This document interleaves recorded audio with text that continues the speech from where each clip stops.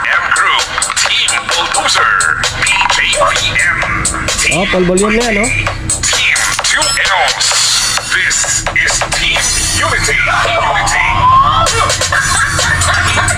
O ayan, sa mga nagsasabi na hindi gagana, kasi nga, yung dalawang coil na kinuha ko sa gitna, walang ground, gagana yan. Gagana itong bulb natin. Itong bulb, dahil hindi natin ginamit itong ground niya sa labas. Ang kinuha natin is yung dalawang gitna. Hindi daw gagana. Kalukuhan daw na gagana ito kasi nga wala siyang ground. Nang kinuha natin itong dalawang kontak sa gitna. Okay, ito, order sa atin to papuntang Aklan.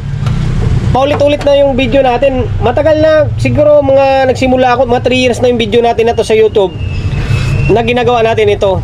Gumagana ito, working ito. Ngayon, para magiging kumbinsido kayo, okay, sige, pakita ko sa inyo para may content na rin tayo.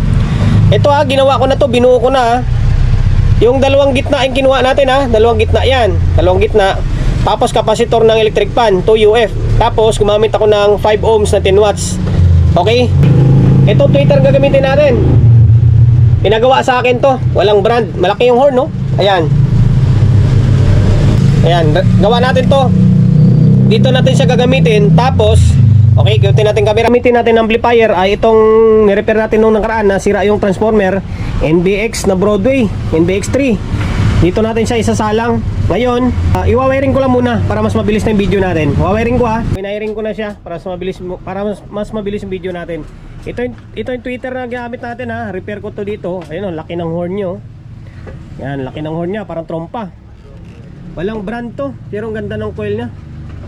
Parang sabi ng may-ari ito, parang crown yata to, galing sa crown na two-way.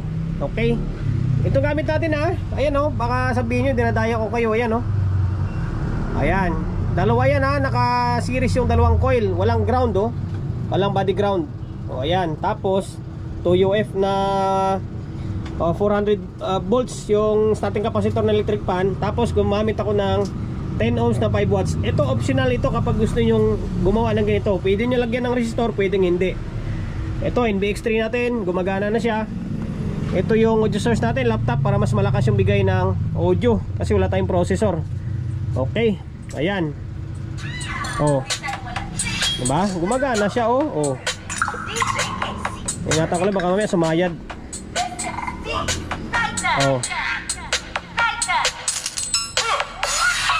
Diba?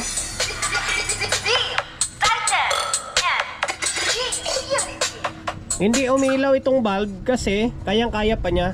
Iilaw lang yan kapag meron na siyang parang clipping point ba, yung tipong hindi na kinakaya ng driver unit, saka siya iilaw. Hindi ilaw yan hanggat kayang-kaya pa ng driver unit yung amplifier.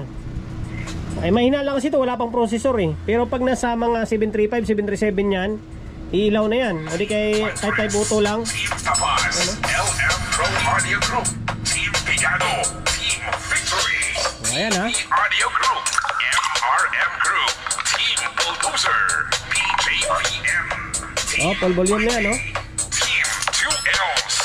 This is Team Unity. Unity. Ayan, sa mga nagsasabi na hindi gagana, kasi nga yung dalawang coil na kinuha ko sa gitna, walang ground, gagana yan. Pinag-series ko yung dalawang coil. Yung dalawang coil na yan sa gitna, kung makikita nyo to, pinag-series ko siya. Ang labasan yan, dulo ng ito, tapos dulo ng isa is magkasama. Kasi yung ground na yan, yung isang paa nila or yung dalawang paa nila is magkasama sa may ground. Magkasama sa ground. Tapos yung dulo na paa niya, ito yun. Tapos yung isa naman na dulo na paa, papunta naman siya dito. Ang nangyari is nagiging series yung coil na yan. Nag-series yung coil. Okay? Yan, para maliwanagan kayo. Team Lawlaw, Team Pantres, Team Tapas, LM. Nag-aabang kayo na umilaw Hindi ilaw yan kasi nga yung amplifier natin walang processor. Hindi pa siya ganun kalakas. Okay, ayan, sana naliwanagan kayo kay sir na o kung sino man basta nagsasabi na hindi gagana dahil nga yung dalawang coil yung kinuha natin, working yan. Maniwala kayo sa akin. Kasi nga ito, sinasabi ko nga sa inyo 3 years na yung vlog ko na ganito. bago ako nag-content ang mga repair, yung content ko sa pag-vlog is ito muna, yung mga speaker protection muna. Okay, ayan, hanggang dito na lang. Para kahit paano may content tayo.